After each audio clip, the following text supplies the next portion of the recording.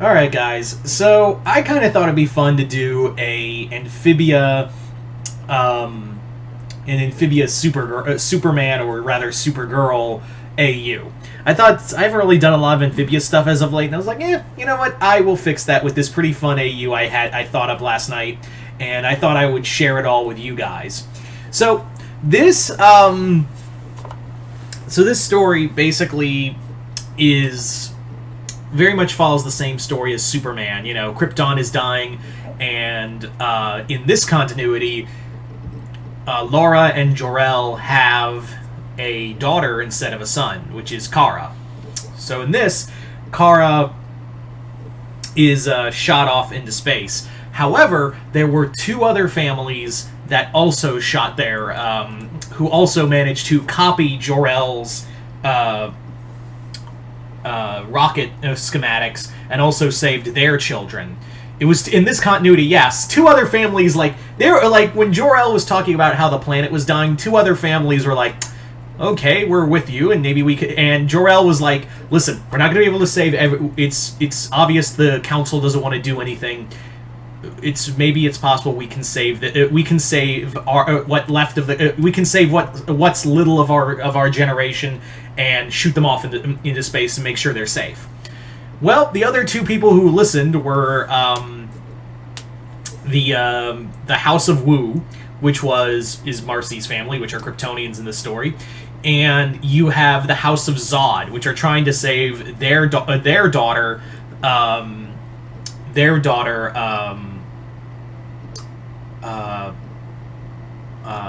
Nullazad. So Nullazad is, of course, Sasha. Now, in here, planet goes up, rockets are shot off, Krypton dies. You know that story. However, the other two rockets that were meant to go to Earth didn't go to Earth. Two of them... you see, Sasha's rocket went off course and went to a different planet. But that actually was revealed to be actually true, because what happens is Zod programmed it to go to a different planet that was actually loyal to the House of Zod.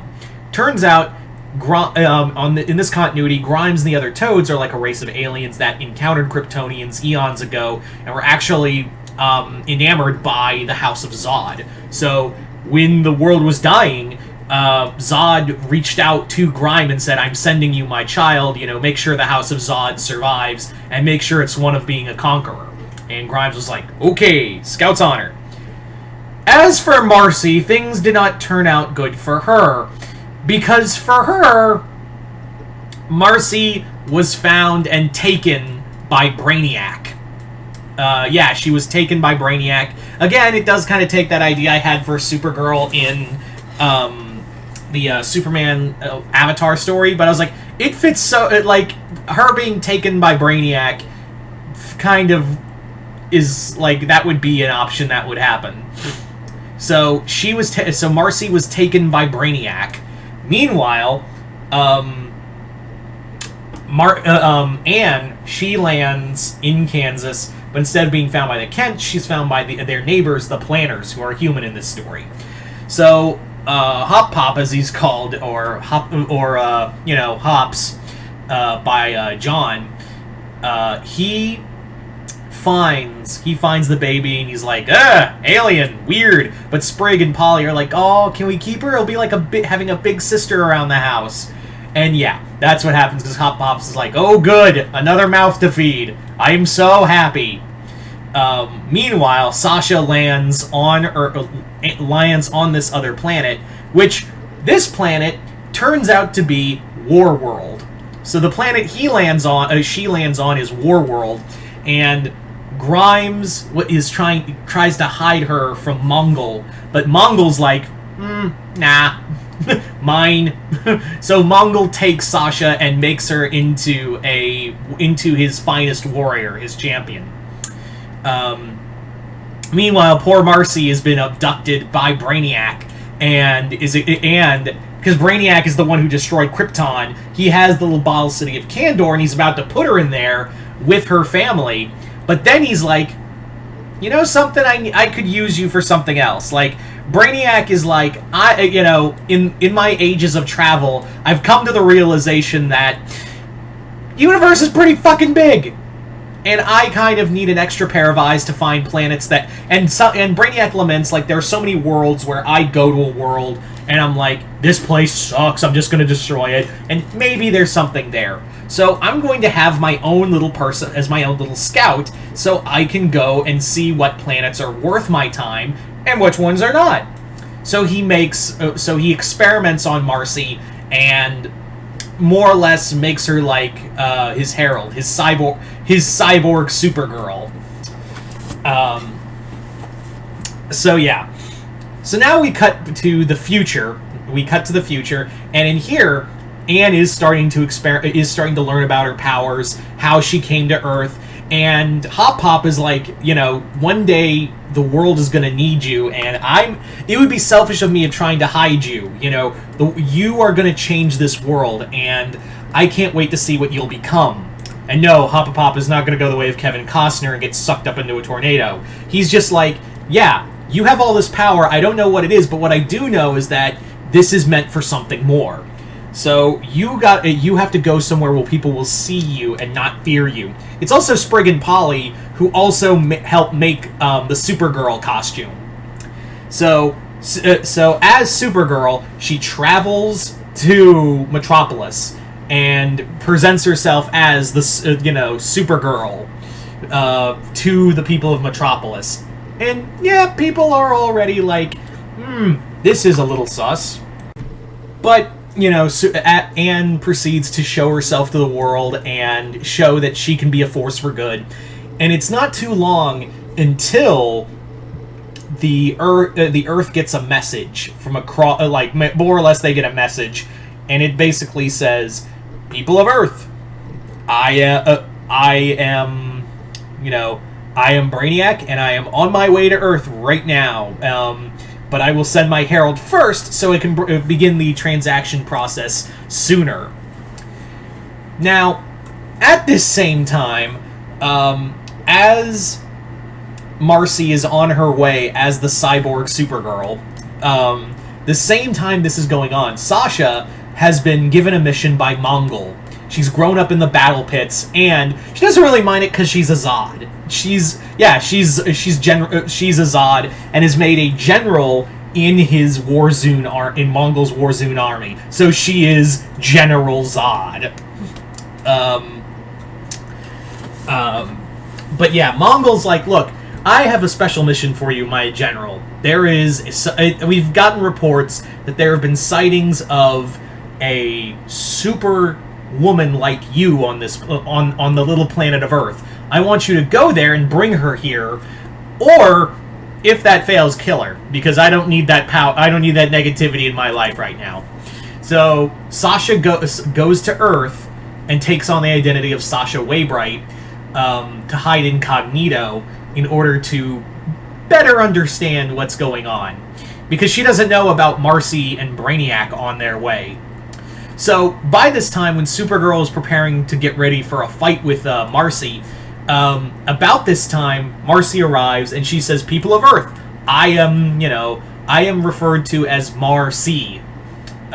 See, that's her name. So Marcy is introduces herself, and she says, "Metropolis, you have been selected for biological containment by Brainiac. Therefore, you shall rejoice, for you shall be immortalized in the collection of Brainiac as your planet is terminated. The rest of your planet is terminated." And that's when Supergirl comes flying in and punches her dead in the face. And Marcy's like, "What the hell? The Kryptonian?" And she's like, "Kryptonian?" And she's like, "You're a Kryptonian too?" And Anne, who did learn about her life from Hop Pop and obviously Jor-El's recordings, Anne is like, "There's another one like me. Why could what could you have been? Like, how could you throw in with Brainiac? Like, Brainiac killed our planet." And Marcy is like, "Brainiac Brainiac took me after the planet was destroyed." And Brainiac, who's seeing this through her, is like, "That's one of the other two that got away from me, because he was trying to collect all of them." So he tells Marcy, bring her in. About this time, this is when Sasha comes flying in and also helps. And she's like, and Anne at this point is like, what the fuck? There's more of you? And she's like, no time to explain. Let's go. So Anne, not looking a gift horse in the mouth, two of them fight Marcy. She's outgunned. She retreats. And Sasha's like, I think you want answers, right? And she's like, hell yeah, I do. So Sasha explains to Anne that we're Kryptonians. You were raised on Earth, which has clearly made you soft. Marcy was apparently another one like us, but was taken by Brainiac. And I, however, was treated to a world of brutality and combat, as my name explains. And she goes, and Anne's like, what's your given name? And she goes, the House of Zod. And that's when Anne's like, oh shit. Because she's like, yeah, my father warned me about Zod and his whole coup to try to take over the council and everything. You're the daughter of Zod? And she's like, yes, I am the last child. I am the last of the House of Zod. That makes you the last house of El. That makes you you are Kara Zor-El. You are the last of the Els.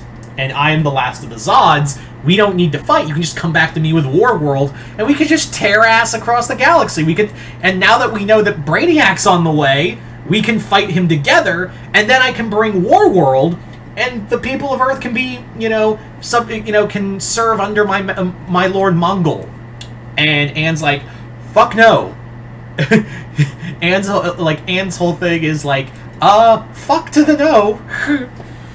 So, obviously, but the two get into a fight, and unfortunately, as the fight begins, what happens is that Brainiac finally arrives. So with Marcy, and at this point, Anne is trying to convince Sasha's like, look, this is going to get bad, and Sasha's like, no, I don't care. Fuck you. I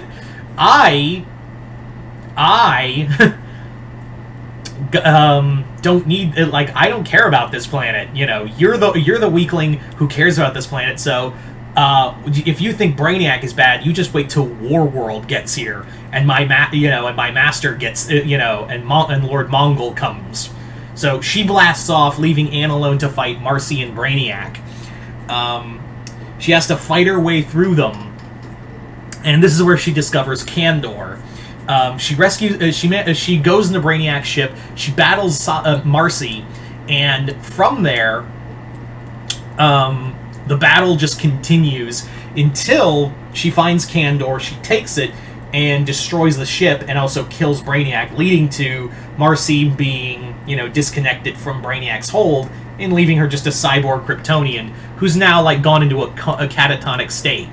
So, Anne flees the scene with Kandor and Marcy in tow. She takes them to what she dubs the Fortress of Solitude, which is just a base she created, not in the Antarctic, but underneath the Planner House, because Anne does not plan 2 steps ahead. So she takes her there, and from there, she leaves Marcy in her catatonic state, saying, "I will find a way to free you from I will help you rebuild. I will rehabilitate you back into society and get this out of your body. These parts of Brainiac out of your body." She looks to Kandor and goes, "I will one day save you. I will save my family from that prison." So, yeah, that's good. However, there's a little bit of a problem. Brainiac's still in Marcy's brain, so Brainiac is now using Marcy's body, kind of like the core. Then, over at Warworld, Mongol just is like, "Bitch, you didn't do what I said. You were supposed to bring the Kryptonian. You failed. You failed, General." And she goes, "You know what, Mongol? I've been wanting to do this for a while, and yeah, I think it's going to do this." So she battles Mongol, but it's not like a typical Superman Mongol fight, because Superman does hold back when he fights. This is the daughter of Zod. Zod does not pull her punches. So she is just wailing on him, and since she has all the training from Warworld, Sasha beats down Mongol in front of everyone, and she says the famous line, "Kneel before Zod." So now, Sasha Zod, General Zod, now has control of Warworld. And her next target is, I'm going to Earth and making the last daughter of El kneel before me. So that's where we leave off. I'm gonna have this be a two-parter. So yeah, we have Sasha on her way in control of Warworld. So, and with Grime at her side. So there you go. So there you go, guys. That is my Supergirl Amphibia crossover. You guys, let me know in the comments below. What did you guys think of this story? Comment below, let me know. Other than that, hope y'all enjoyed this. I'm Mr. Multiverse. I'll see you next time in the multiverse.